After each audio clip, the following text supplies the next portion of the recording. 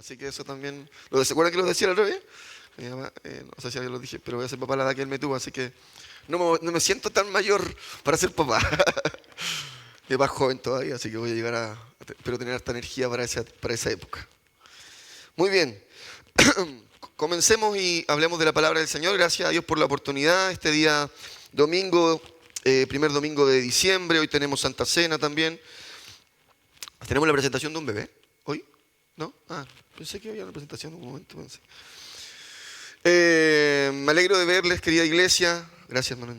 Me alegro de ver a amigos, a queridos amigos de hermano de Dalí, que está con nosotros. Qué bueno verte de nuevo por aquí.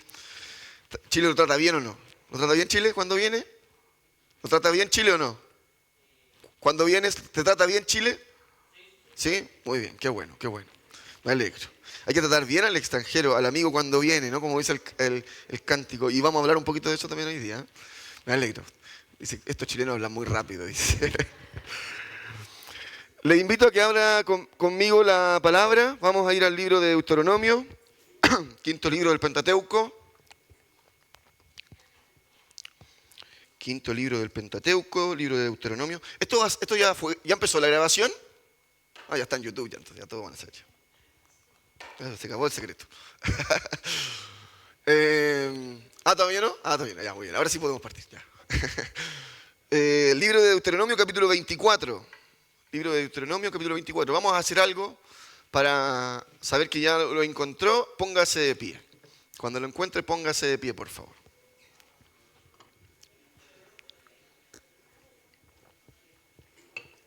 Voy a leer en la versión común. Me imagino que es Reina Valera. Así que, si pueden proyectarla, porque yo tengo la NBI acá. Gracias, hermano. Bien, ¿todavía hay algunos sentados? Ya, muy bien. Si no se puede parar, no se pare. No, ¿para qué?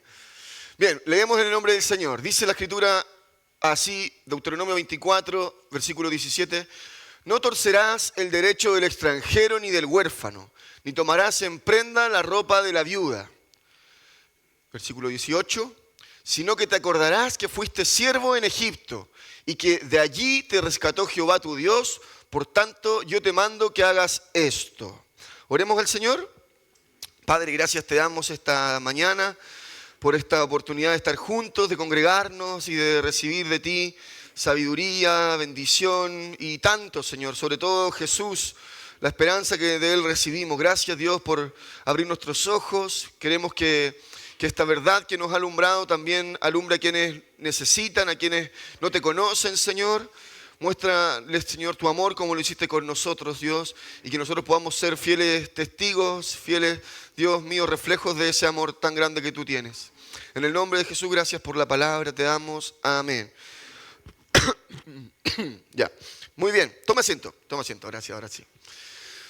Muy bien, Deuteronomio 24, 17, 18, ese es el texto que vamos a utilizar de base el día de hoy. Para poder conversar, para poder hablar, analizar la Escritura, ¿sí? La Escritura es viva, se mantiene, permanece. No es solamente un mensaje entregado a los judíos, a los hebreos, no de aquel entonces, de aquel tiempo, sino que también tiene un propósito para nosotros hoy. El Antiguo Testamento no lo solemos o se pierde de repente en la predicación porque nosotros nos enfocamos más bien en enseñar sobre la vida de Jesús, ¿cierto? Pero el Antiguo Testamento también nos habla de Jesús, nos habla del carácter de Jesús, de la esencia de Jesús, de quién sería Él, ¿no? Y hay que también encontrar y buscar allí para poder entender que Jesús vino a cumplir la ley, ¿cierto? A encarnar la ley y a de alguna manera también mostrarnos la forma de vida, el camino que debemos nosotros adoptar, ¿no? Y he titulado este mensaje Sopa de zanahoria. Tengo una zanahoria aquí, mira qué grande la zanahoria. ¿Ya? Sopa de zanahoria. ¿Por qué le puse sopa de zanahoria? ¿Le gusta la zanahoria a usted? ¿Sí? ¿Come zanahoria? Muy bien, yo también me gusta la zanahoria. Hoy día está de moda los queques de zanahoria, todas esas cosas que ahora se pueden hacer con las verduras, qué rico, ¿cierto? Pero yo voy a hablar de la sopa de zanahoria. ¿Alguien ha comido sopa de zanahoria? ¿No? Sopa de zanahoria, zanahoria con sopa sí, pero ¿sopa de zanahoria? ¿No? ¿No? Ya, un hábito, no es una receta muy chilena. Claro, no, sí, no sé que yo sé que hemos comido zanahoria de distintas formas, pero pregunto, ¿sopa de zanahoria? ¿No? No.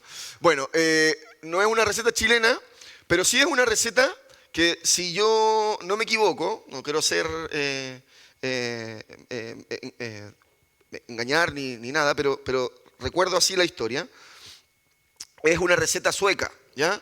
La sopa de zanahoria es una receta sueca que hacen en alguna de sus fiestas, en alguna de sus tradiciones anuales, celebraciones, no sé si será el Día de la Patria o alguna actividad de este tipo, que hacen con el propósito de recordar su historia, de recordar el pasado, de recordar lo que ellos vivieron anteriormente. Pareciera ser que está muy ligada a lo que fue una de las guerras mundiales, la Primera Guerra Mundial, donde había escasez de alimentos, donde había hambruna. Entonces, por esa razón, lo que había y abundaba en el campo, en los valles, en todo lugar, era zanahoria. ¿Y qué podían hacer? Sopa. Era lo más barato, no había quizás tanto comercio, en una guerra no escasean muchos productos, ¿cierto? Pero sí lo que había era de la tierra, zanahoria. No, no, sopa no había en la tierra. Ellos hacían la sopa. Había zanahoria. Y zanahoria para poder comer, y esa era de alguna manera una forma de subsistencia, de subsistir, de sobrellevar la pobreza, la escasez, ¿no? En medio de un momento difícil, en medio de un momento complicado que vivían entonces los suecos, ¿ya? Como digo, puedo ser que tenga algún detalle que esté obviando o que esté equivocado y no es el punto. Lo que quiero señalar es que es parte de una tradición que hacía recordar algo del momento que vivieron en el pasado. Quizás algo similar, ya a otro nivel y un poquito más de lujo, hoy en día sobre todo, porque son mesas súper apoteósicas, lo que para los estadounidenses son el Día de Acción de Gracias, ¿no? Que hacen un pavo gigante, ¿cierto? ¿Han visto los pavos que hacen ellos y hacen estas fiestas del Día de Acción de Gracias? Bueno, y se remonta a una historia bien bonita al parecer, ¿no? Y tiene que ver con que también en momentos de muchas complejidades económicas, los pavos salvajes abundaban en esa zona del norte de América. Y ellos los cazaban y era algo preciado porque permitía alimentar a muchas personas, ¿ya? Entonces era un alimento que no solamente servía para uno o dos, sino que para grandes números de familias, familias numerosas, o grupos, no sé, serían ahí amigos que se juntarían y la cosa es que tener un pavo era una forma de decir vamos a sobrevivir a este momento difícil, a esta noche difícil o a este tiempo difícil, vamos a poder alimentarnos todos. Algo similar, no podía traer un pavo, dije no, voy a traer un pavo aquí congelado, no. Mejor traigo una zanahoria, ¿ya? Entonces la sopa de zanahoria tenía ese propósito, recordar, y también el pavo de la Acción de Gracia, recordar algo de lo que vivieron en el pasado, ¿no? Traer a la memoria esos momentos complejos y recordar y agradecer, ¿no? Recordar y agradecer, de eso fuimos librados y no olvidar de dónde vengo, ¿no? No olvidar mis raíces. ¿Han escuchado eso? ¿Sí? ¿Usted tiene alguna receta, algo que le haga recordar su pasado, su infancia? ¿Tiene alguna preparación? ¿Alguien por ahí? Las pantrucas, le hace recordar, ¿no? Ahí en su casa, quizás en algún tiempo atrás, se veía mucho, hoy menos, en pandemia se vio, las ollas comunes, ¿no? Y las ollas comunes en los barrios se hacían para poder nutrirnos, porque había que hacer algo colectivo, ¿no? Porque no había como quizás podemos hoy obtener, ¿no? ¿Quién más se acuerda de algo? A ver, otra receta para que no empiece a dar hambre para la tarde. ¿Quién más se acuerda de algo? A ver, mis hermanos colombianos dijeron que sí, yo quiero saber qué se acuerdan. A ver, ¿de qué se acuerdan ustedes allá?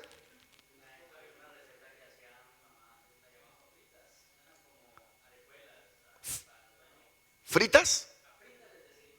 Le decían fritas. ¿Y eso te recuerda mucho a tu infancia también? Ajá.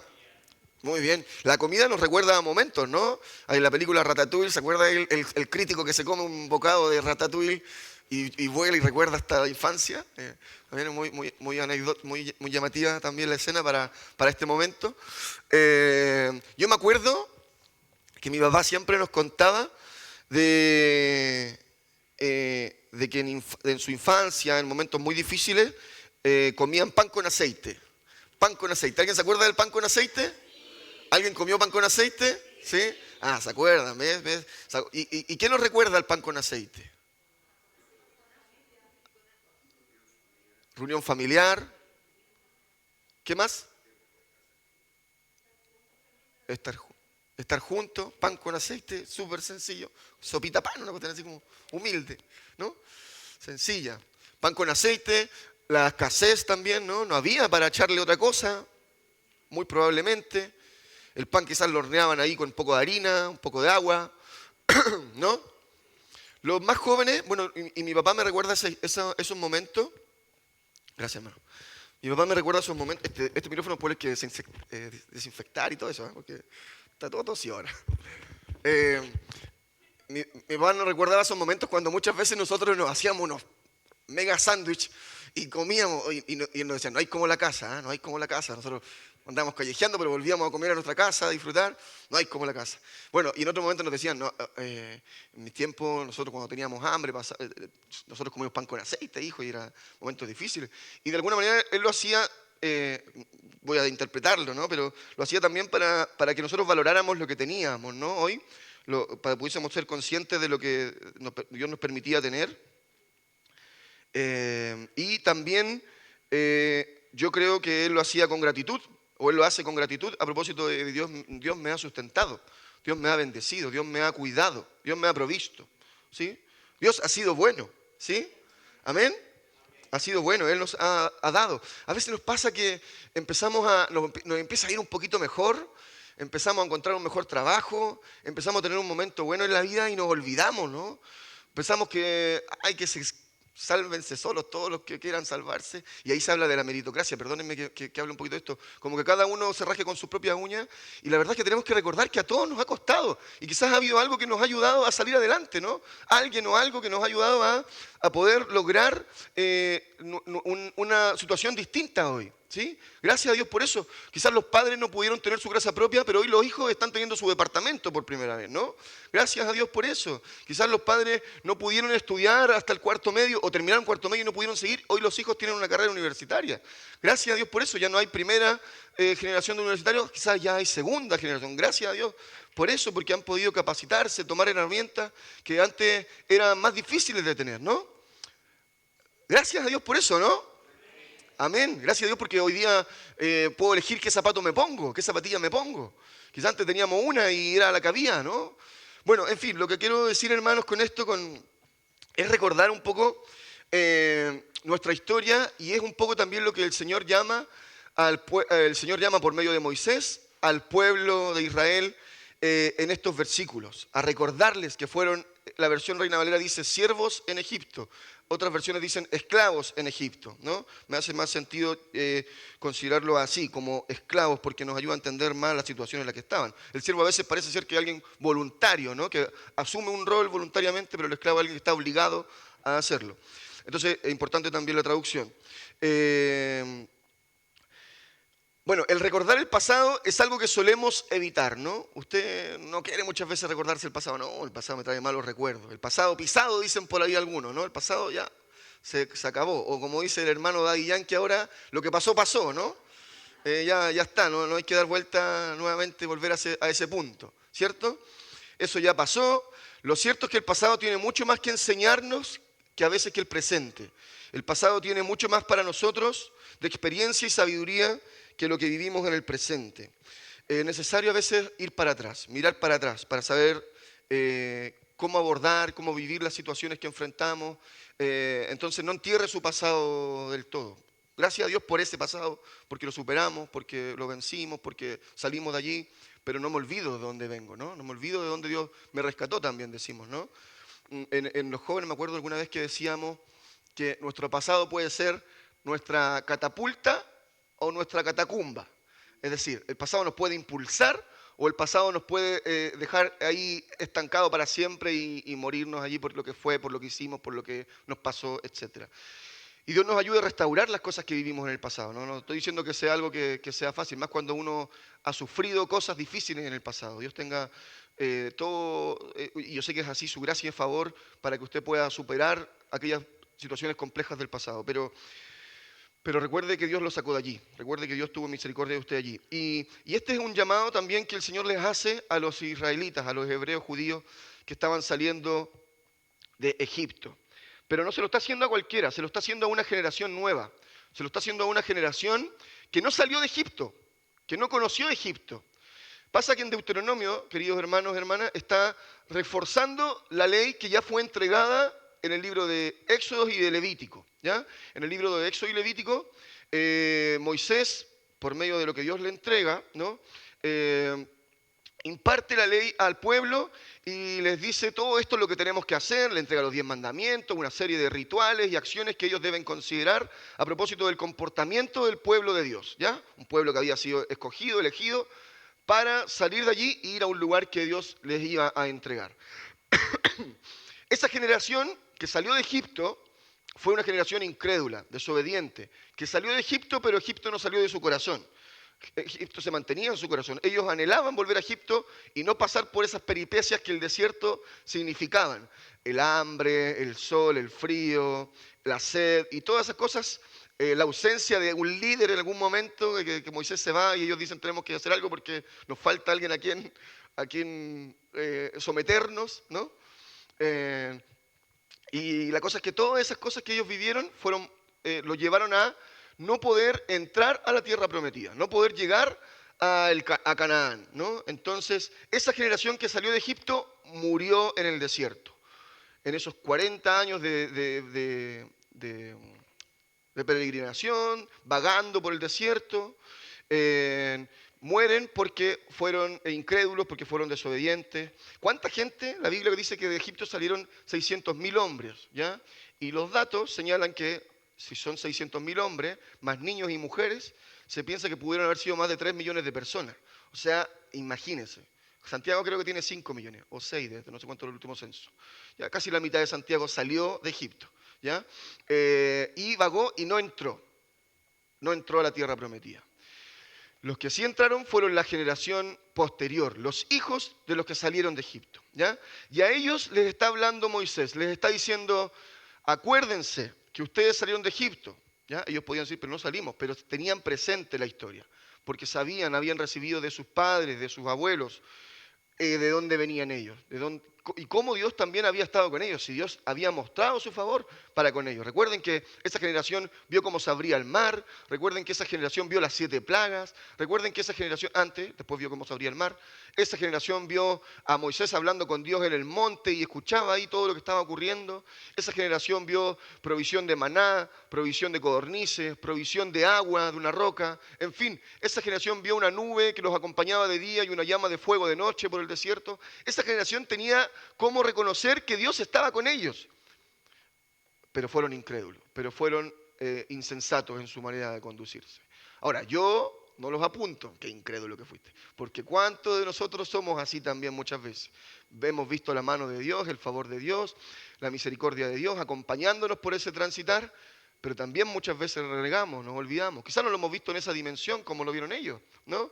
Pero yo sé que usted y yo hemos visto el favor de Dios acompañándonos en distintos momentos. ¿Dice amén? Amén. Entonces, bueno, por eso es que Moisés como líder, legislador y el profeta del pueblo les exhorta a recordar de dónde han salido y por lo tanto ser misericordiosos y benevolentes con quienes más lo necesitan. En tiempos de tanta convulsión social hay una actitud que como iglesia y por lo tanto seguidores de Jesús debemos tener con quienes más lo necesitan. En este caso, la Biblia señala el extranjero, el huérfano y la viuda. 3 grupos especialmente vulnerables de esa sociedad antigua, recordando que la condición de ellos también ha sido la nuestra. Yo después quiero invitarle a que en algún momento usted lea los capítulos 24 y 25 completos, ¿ya? De Deuteronomio, para que pueda tener más noción de lo que habla ahí la Escritura, ¿ya? Pero nosotros nos estamos ahora quedando solamente con los versículos 17 y 18. Léanlo ahí la semana, si quiere lo compartimos en algún otro momento. Siempre tengo ideas como de otras cosas fuera de esto, pero después el tiempo a veces nos consume, pero si quiere, igual de todos modos podemos buscar otra instancia para compartir más sobre lo que ahí dice. Pero Moisés le está diciendo entonces a los israelitas que estaban con vida y que iban a entrar a ese valle donde fluía leche y miel, ojo, recuerden ustedes que salieron de Egipto, tengan misericordia. Dice, no les nieguen los derechos al extranjero, al huérfano y a la viuda. ¿Cuál es la actitud que la iglesia debe tener con los que más sufren o los más vulnerables o los más vulnerados? Es una pregunta que quiero que podamos responder en razón de lo que dicen estos versículos. Pero antes de eso, uno habla de, según lo que señala aquí la Escritura, el extranjero, el huérfano y la viuda, ¿cierto? Tres, llamémoslo así, grupos de personas que en medio de ese pueblo eran vulnerados o vivían en cierta vulneración. A propósito de no contar con el huérfano, por ejemplo, con la protección de un patriarca, de alguien que pudiese velar por él. El extranjero, a propósito de no contar con a veces los mismos derechos, ¿no? Digo a veces porque no siempre, no todas las leyes son así, en el caso del libro de Levítico. Y de la viuda, a propósito también de haber sido, de no contar con esa protección que en ese sistema, ¿no? Más patriarcal recibía de su esposo, ¿cierto? En este caso de quien ya no estaba con ella. Entonces, ¿cuál es la actitud que la iglesia debe tener con los que más sufren o los más vulnerables o los más vulnerados? Vamos a ver tres ejemplos, ¿sí? O tres casos según lo que la Biblia nos señala. Primero, punto número 1, no negarles el derecho. No negarles el derecho. La ética por sobre el derecho. El amor y la misericordia por sobre la ley. Como decía la vez pasada, la doctrina que sana más que la sana doctrina. La ética por sobre el derecho. ¿Sabe qué? La ley está hecha, obviamente para que la cumplamos. La ley, el derecho está conformado para que usted y yo podamos saber hasta dónde puedo llegar. Más allá no puedo llegar porque transgredo la ley, ¿no? Pero a veces el derecho, la ley, termina en una forma, en un punto, que no necesariamente es el punto más ético del comportamiento, ¿ya? Porque la ética está por sobre la ley. Es decir, a ver, voy a tratar de buscar un ejemplo muy práctico. Me acuerdo de un puro ejemplo, no quiero poner este ejemplo, pero voy a poner este ejemplo ya. Recuerdo un caso, a propósito de temas sociales, fuera de la iglesia, de la congregación. Recuerdo un caso donde, a propósito de un tema político, una persona destinó recursos de su campaña política, y los rindió después, porque, bueno, usted sabe que cuando uno participa en política, después recibe, según la cantidad de gastos que haya tenido, se recuperan esos gastos, ¿no? Según la cantidad de gastos que haya tenido, voy a aprovechar de desmentir algo, no recibe por la cantidad de votos que haya tenido. Si yo gasté 100, recibo 100 de vuelta, ¿ya? Aunque mis votos me permitan financiar 15.000, ¿ya? Recibo lo que gasté, ¿ya? Pero esta persona había gastado 100, ¿ya? Y dentro de esos 100 mandó su rendición para que pudiese ser devuelto. El tema es que esa rendición estaba con boleta a nombre de un familiar que hizo una gráfica o imprimió algunos documentos, ¿ya? Y esa persona se defendía diciendo, pero no estoy haciendo nada contra la ley me permite, esto es lo bla, bla, bla, bla, bla. En ese tiempo, no sé si hoy día ha cambiado la ley en ese sentido, pero en ese tiempo, me permite, yo estoy rindiendo lo que gasté, hay comprobante, hay forma de decirlo, pero había un grupo de personas que decíamos, pero no es ético, es un familiar tuyo, no tienes que hacerlo así porque se ve mal, queda mal, no es correcto.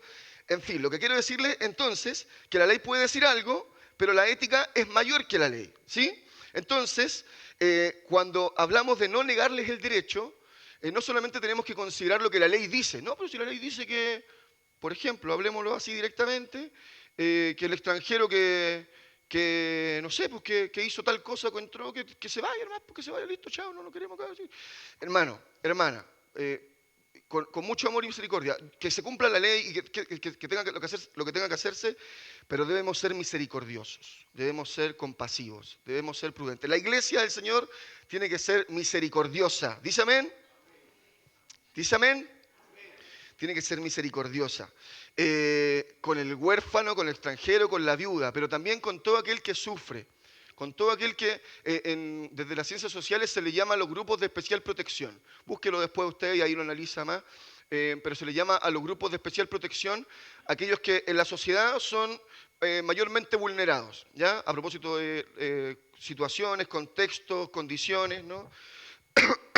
Entre esos están las personas mayores, las personas discapacitadas, las personas de las diversidades sexuales y otras cosas más, ¿ya? Así se le llama desde las ciencias sociales, ¿ya? Entonces se hacen medidas para poder reparar alguna de esas afecciones que esas personas tienen, ¿ya? En fin, no voy a entrar en ese punto. Lo que quiero decir es que la iglesia debe tener una actitud benevolente, de misericordia. Ese es el llamado que Moisés le hace al pueblo en ese momento, y también es un llamado, porque se mantiene vigente, que Dios nos hace a nosotros. Mantenernos con una actitud misericordiosa, empatía y humildad. Empatía y humildad. El distinto no es nuestro enemigo. El distinto es distinto. La persona diferente que llegó de otra cultura, la persona que uno ve que está más desvalida, quien sea, no es que sea nuestro enemigo, hermano y hermana. No, es alguien que Dios ama también y que Dios tiene consideración de él o de ella. ¿Sí? Recuerde qué pide Dios de nosotros. ¿Qué dice Miqueas 6:8? ¿Qué dice Miqueas 6:8? Hacer justicia, amar misericordia y humillarnos ante tu Dios, en plena sintonía. El libro de Amós, léalo después si quiere, o Nahum, los profetas menores, también hablan mucho de esto, de la misericordia, de la compasión con el que más sufre, de no olvidarnos, ¿no? de quien más tiene dificultades. Bueno, ¿quiénes son los extranjeros en nuestro alrededor? ¿Quiénes son los huérfanos? ¿Quiénes son las viudas hoy? ¿Qué actitud tenemos que tener para con ellos? ¿Qué actitud? Miren, a ver si les cuento rápidamente cuál era el derecho, ¿no? Porque esto de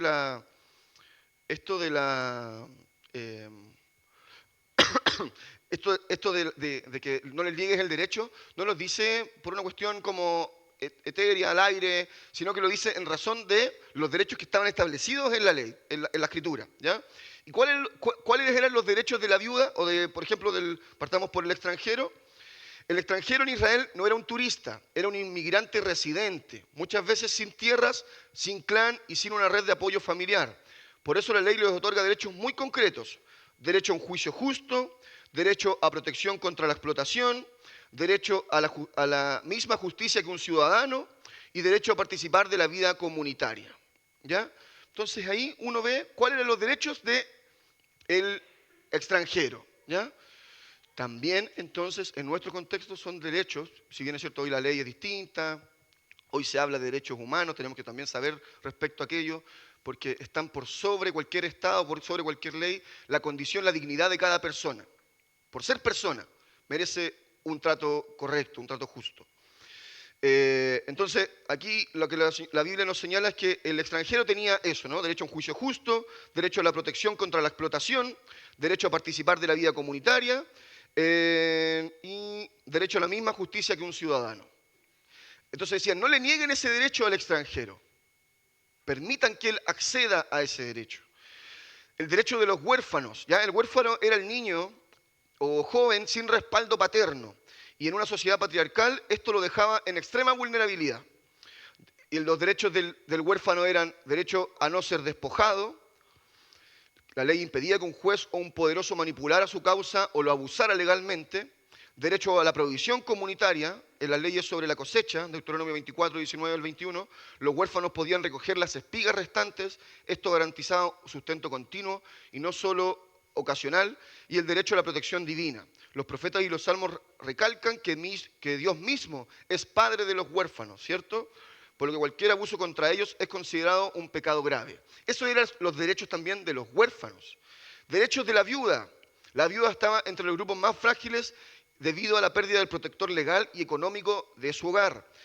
Sus derechos eran derecho a no ser explotada mediante prendas. Tomar la ropa de la viuda en prendas significaba dejarla desprotegida, literalmente sin abrigo. La ley lo prohíbe para evitar abusos financieros.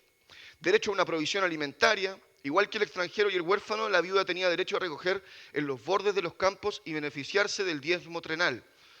Derecho a la justicia imparcial, no se podía manipular su causa ni aprovecharse de su vulnerabilidad. Y derecho a la protección familiar. La institución del levirato buscaba proteger su futuro y asegurar continuidad familiar. ¿Sí? Entonces, esos derechos debían ser resguardados de ellos. Nosotros lo estamos contextualizando a un escenario distinto hoy. Entre nosotros tenemos hermanos que son extranjeros. Levanten con orgullo la mano mis hermanos extranjeros, por favor. Con orgullo. Eso, muy bien. Bendición. Dios les bendiga. Gracias, mi hermano. Muy bien. Han llegado de distintos países, lugares, a Chile para encontrar una oportunidad de vida, ¿no? Distinta, nueva para su familia y sus hijos, ¿no? Han venido por amor, han venido por la familia, han venido por trabajo, han venido por la razón que sea, pero están con nosotros hoy. Dios les bendiga. Amén. Dios les ama. Demos un aplauso a nuestros hermanos, ¿sí?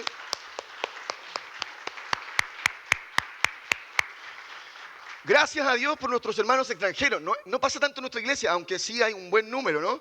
Pero hay iglesias que hoy se sostienen por puro hermano extranjero. Porque son ellos los que ocupan los asientos y porque están ahí presentes. Gracias a Dios por eso. Mire, el cielo va a ser más parecido a algo así que a puros chilenos juntos reunidos hablando rápido. El cielo va a ser parecido a un lugar donde usted y yo no entendamos todos los que hablan los otros idiomas. Van a estar los de Asia, los de Europa, los de África, los de América, los de Oceanía, todos los continentes reunidos. Y usted va a decir, ¿y por qué están ellos aquí? ¿Y cómo llegaron aquí? ¿Entraron legalmente? ¿Aquí? ¿Hicieron todos los procedimientos debidos y por haber? ¿No? Hermano, hermana, no quiero tomar esto a la ligera porque es un tema complejo como país. Yo lo sé, lo entiendo. Y también yo sé que mis hermanos extranjeros lo entienden. Pero nuestra actitud con el extranjero debe ser de misericordia, de amor, debe ser de compasión. ¿Amén? Evitemos los prejuicios, evitemos los estigmas. Oye, es que el extranjero es... Oye, es que el tanto no sé qué cosa. No, no. Porque ya lo decía al principio, ¿no? Y por eso decía la similitud. Mi hermano en Europa, hoy en día en España, chileno, ¿no? Yo sé que, bueno... con el favor de Dios y porque también, bueno, hay de todo, siempre en todos lados, pero quizás algunos son prejuiciosos con él, ¿no? Y lo tratarán o dirán, uy, cuido mi celular, un chileno me va a robar el celular o lo que sea, ¿no? Y qué terrible es eso, me parece muy mal, me parece pésimo. Somos ciudadanos del mismo mundo, del mismo planeta. Pusimos órdenes, pusimos normas, pusimos estructuras para poder, no sé, desarrollar distintas cosas, pero la compasión, la ética, el amor está por sobre la ley. Amén. Con el huérfano, con la viuda, con el discapacitado, con el que sufre, cualquiera sea. Y no lo estoy inventando yo, lo dice la Escritura, lo dice la palabra del Señor. No le nieguen el derecho al extranjero, al huérfano, a la viuda. Punto número 2. Actuar con justicia. Me estoy saltando algo, pero ya lo voy a retomar en el punto número 3. Porque el versículo 18 termina... El versículo 18 termina, permiso, lo voy a leer acá. Recuerda que fuiste esclavo en Egipto y que el Señor tu Dios te sacó de allí. Y ahora dice, por eso te ordeno que actúes con justicia. Por eso te ordeno que actúes con justicia. Entonces, ¿cuál es la actitud que la iglesia debe tener con los que más sufren? No negarles el derecho, actuar con justicia. ¿Qué es la justicia? La justicia es un principio moral fundamental que busca la equidad y la imparcialidad, dando a cada persona lo que corresponde o pertenece, ya sea en términos de derechos, bienes o castigos, siempre buscando el bien común y el equilibrio social, mediante la aplicación de leyes y normas de forma igualitaria para todos, sin privilegios y a menudo encarnadas en el Poder Judicial. Ya esta es una definición más bien técnica, ¿no?, de lo que es la justicia. Ojo que para Dios nuestra justicia son como trapos de inmundicia, o sea, Él tiene otro parámetro de justicia aún mayor, superior al nuestro, ¿no? Pero la justicia es algo que también la iglesia tiene que obrar, tiene que mantener esa actitud, ¿sí? ¿Y de qué se trata, no? Es de poder entonces obrar justamente con aquel que necesita, ¿no? Así como Dios actúa con nosotros, así como Dios ha sido justo con nosotros, entre comillas, ¿no?, nos ha justificado, nosotros tenemos que actuar con justicia con el prójimo. Tenemos que actuar con justicia con el prójimo. Si Dios fue misericordioso de usted, tuvo compasión de usted, le perdonó a usted, ¿cómo debe actuar usted con el prójimo? Con la misma misericordia. Sí, si Dios tuvo compasión de nosotros, tuvo misericordia de nosotros. Gracias, Señor, por eso. Así también, esa es la vara de justicia con la que yo debo medir. Por ahí dice un dicho, no hagas con los demás lo que no quieres que hagan contigo, ¿no? ¿Sí? Entonces tenemos que tener esa actitud de misericordia para con el otro. Actúa con justicia. Nos decía, Dios nos justificó, ¿no? Y yo decía, somos justos ante Dios, entre comillas, porque Él nos justificó, ¿no? Porque Jesucristo tomó nuestro lugar, porque Jesucristo pagó por nosotros. Si nosotros, la paga de nuestro pecado era la muerte, ¿no? Era la condenación. Pero como Jesucristo obró por nosotros, gloria a Dios por eso, tomó nuestro lugar, usted y yo hoy podemos tener un lugar en la mesa del Señor, tener un lugar junto a Él. Dios llama al pueblo a hablar con justicia en base a los principios y leyes que Él les había entregado en el Sinaí. Ese era el parámetro de justicia, ¿sí? Lo que Él ya les había entregado.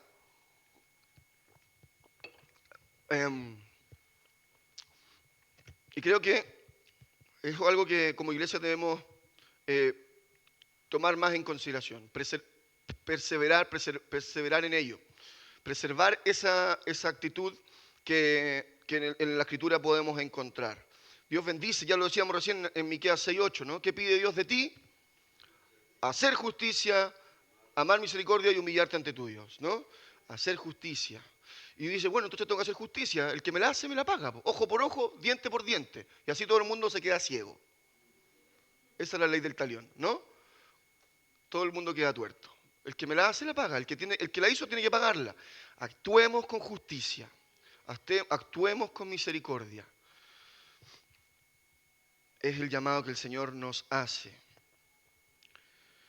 No olvidar, tercer punto, no olvidar, y por eso decía que me salté algo, pero lo voy a recordar ahora, no olvidar que fuimos esclavos. Recuerda que fuiste esclavo. Tercer punto, recuerda que fuiste esclavo.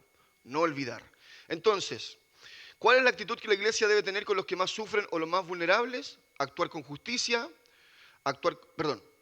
no negarles el derecho, actuar con justicia y no olvidar que nosotros fuimos esclavos. Todos tenemos un pasado que a veces es necesario recordarlo, lo hemos dicho, ¿no? Lo recordamos para agradecer, pero también debemos recordarlo para empatizar. Gracias a Dios por lo que viví, gracias por la sopa zanahoria, Dios que me recuerda mi escasez, por las pantrucas, por el pan con aceite. Gracias por ese momento, Dios. Agradezco, pero también empatizo. Yo también estuve ahí, ¿verdad? Yo también estuve comiendo sopa zanahoria, yo también estuve comiendo pan con aceite. ¿Por qué no? ¿Cuál es mi actitud con el otro? ¿Cuál es mi comportamiento con el otro? ¿No? Eso es lo que está diciéndole el Señor. Recuerda que tú también fuiste esclavo. Recuerda que también estuviste allí. Si Dios nos libró de la esclavitud en Egipto. Antes. Y también debemos recordar, y también debemos recordarlo para esos momentos que pensamos que no tenemos más salida. Para esos momentos que pensamos que estamos atrapados, que terminó para nosotros toda posibilidad y nos laceramos con situaciones que vivimos con pecado, con errores, con equivocaciones. Si Dios nos libró de Egipto, ¿no nos podrá librar de cualquier otra situación? ¿Será necesario que nos libre de nuevo? Ahora esa es otra pregunta. Porque si ya nos libró una vez, ¿tendrá que librarnos nuevamente? Si ya Él lo hizo, ya nos sacó de allí, ¿será necesario sacarnos nuevamente de allí? El pueblo de Israel tenía algo, que en algunos momentos deseaba volver a Egipto. Oye, ¿por qué nos sacaste de aquí si ahí teníamos de todo para estar tranquilitos? No nos faltaba, pero tampoco nos sobraba, entonces estábamos ahí tranquilitos. ¿Por qué nos sacaste, Moisés? ¿Cómo se te ocurrió? Y querían volver, por eso su corazón Egipto no había salido de su corazón. Pero,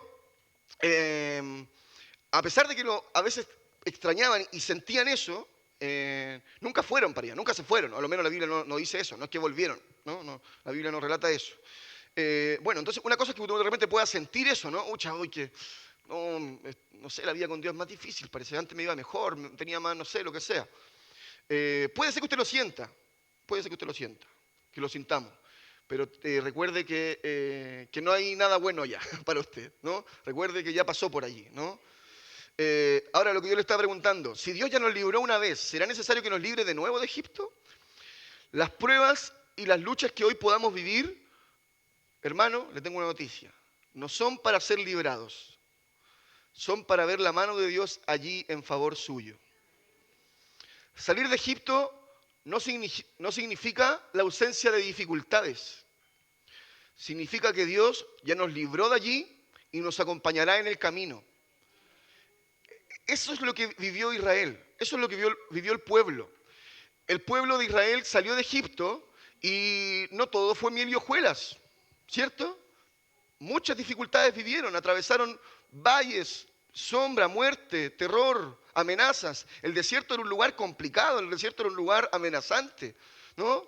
Donde habían otros pueblos a los cuales tenían que enfrentarse, pelear, en fin. Entonces, por algo ellos también decían, ¿por qué salimos de Egipto? Estábamos mejor ahí, por eso hubiéramos muerto en Egipto mejor, ¿no? Mente de esclavo también de alguna manera, ¿no? Mente un poco de, que no había sido transformada, ¿no?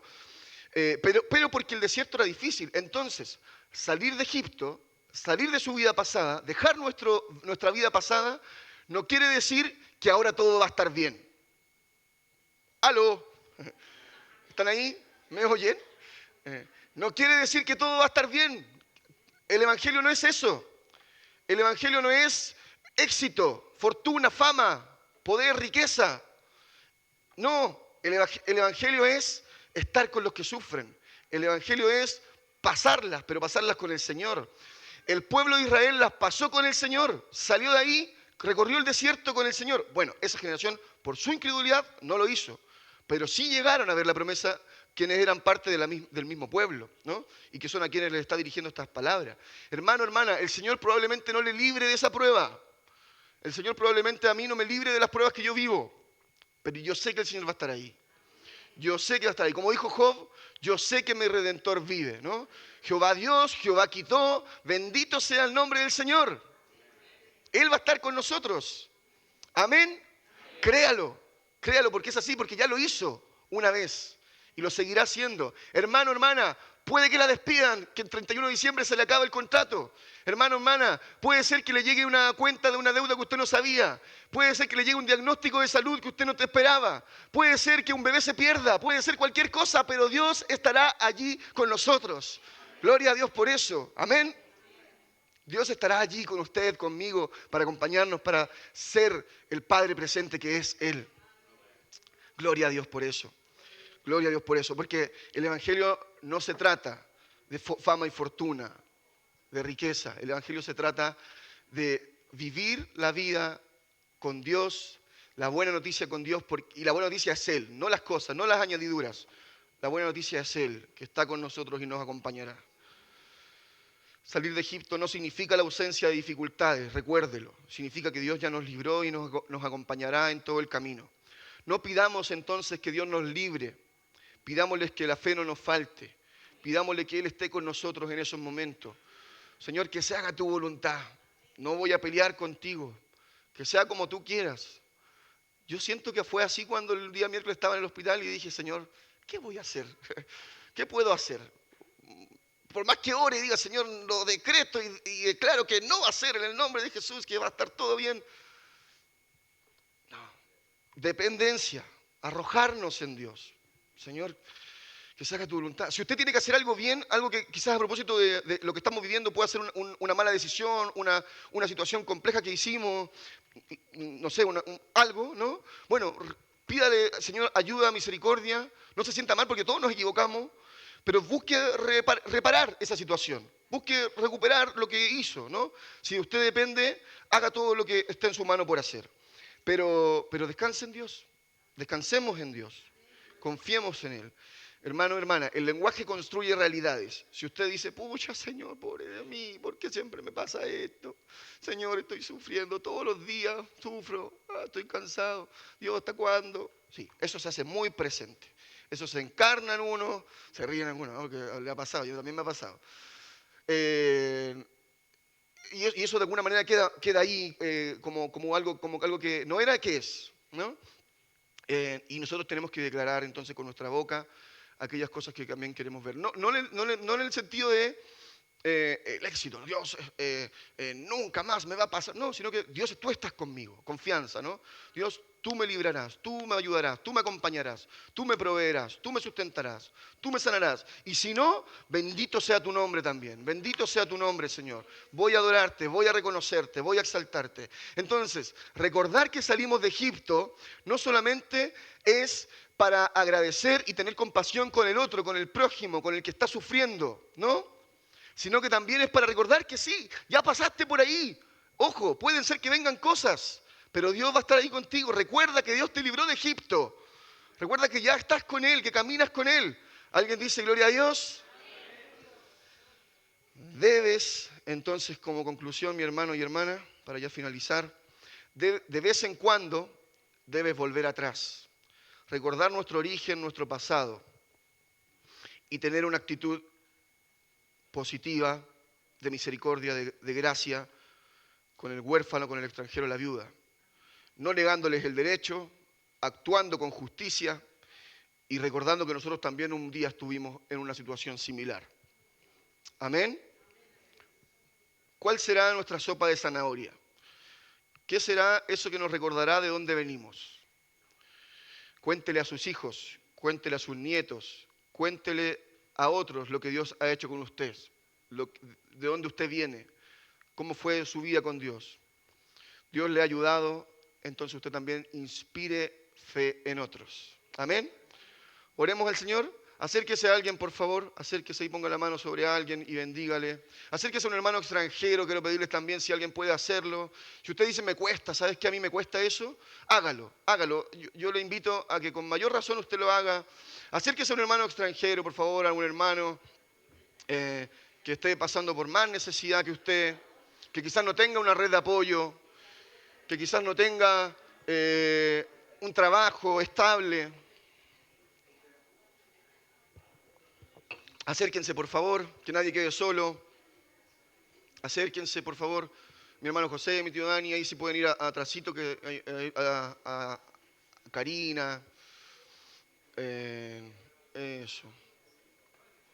Acérquense a nuestros hermanos que han llegado también de otros países y buscan aquí también una oportunidad. En la iglesia van a encontrar apoyo, amigos, refugio. En la iglesia van a encontrar alguien que también con sus realidades, con sus carencias, sus dificultades, va a estar ahí para apoyarles también. Amén. Dios nos bendiga. Dios nos bendiga. Oremos al Señor. Bendito Dios, gracias. Gracias te damos, Señor, porque nos libraste de Egipto. Nos libraste del foso de los leones, del horno de fuego. Porque nos libraste de las pestes, nos libraste de la mano del enemigo, de aquel que quería destruirnos. Así lo vemos en la Escritura, así lo vemos en la palabra, en tantos momentos donde tú libraste a tu pueblo, Señor. Y también lo sabemos que lo haces con nosotros, hoy desde una manera espiritual, librándonos de la condenación eterna, del juicio, Señor. Gracias, Dios, gracias, gracias. Ayúdanos, Dios, queremos obrar con justicia, queremos actuar con misericordia, queremos ser fieles reflejos de tu amor, queremos actuar como tú actuarías, Señor. Jesús, en el nombre de Jesús, que seamos un pueblo distinto, una sociedad distinta dentro de este lugar, que nos tratemos con amor, con misericordia, con el que es distinto, con el que piensa diferente, con el que es extranjero, con el huérfano, con la viuda, oh Dios. Ayúdanos, Señor, a poder estar en sintonía con tu corazón, aliados, en sintonía, Señor amado, y plenamente conectados contigo, Señor, en el nombre de Jesús, no alienados de la realidad del otro, del prójimo. Padre, en el nombre de Jesús, bendecimos hoy de forma especial a nuestros hermanos extranjeros. No conocemos su realidad completa, no sabemos cómo entraron al país, no sabemos muchas cosas de ellos, pero Señor, lo que queremos decir es que queremos tu bendición para ellos. Queremos que puedan sentirse amados, acogidos, apoyados, porque el mundo es un lugar hostil, porque Chile se vuelve un lugar hostil muchas veces y deben recibir a diario, constantemente, miradas extrañas, deben recibir comentarios que no son gratos. Señor, en el nombre de Jesús nos ponemos, Dios, para poder abrazarlos, para poder animarlos, para poder decirles que somos iguales, que les amamos, Señor. En el nombre de Jesús bendecimos a nuestros hermanos. En el nombre de Jesús bendecimos, Señor, a quienes están pasando por necesidad hoy, que puedan ver y confiar en ti, saber que tú estás con ellos y no les dejarás. Padre, que su fe sea fortalecida, que su fe sea, Dios mío, aumentada, Dios, y que puedan ponerla en práctica, Señor. No importa el tamaño de la fe, no importa el tamaño, lo importante es que puedan ponerla en práctica, confiar en ti, descansar en ti, Señor. En el nombre de Jesús, en el nombre de Jesús, Señor, gracias. Gracias por amarnos tanto. Gracias por tu misericordia y amor, por tu favor, por tu bondad, Señor. Bendito Dios, el ritmo, la sintonía de la iglesia debe ser distinta, Señor. Que podamos ser esa contracultura, esa forma de vida distinta y que las luces, el ritmo del mundo no nos desoriente, Señor. Como hemos dicho este año, que nuestra luz alumbre, Señor. Que nuestra luz alumbre delante de los hombres para que te glorifiquen a ti, Señor. En el nombre de Jesús, gracias, Dios. Gracias, Señor. Tú estás con nosotros. Tú eres bueno y tú eres fiel, Señor. Te bendecimos, Señor. Amén. Amén. Gracias, Señor. Gracias, hermanos. Gracias, hermanas. Dios nos bendice. Amén.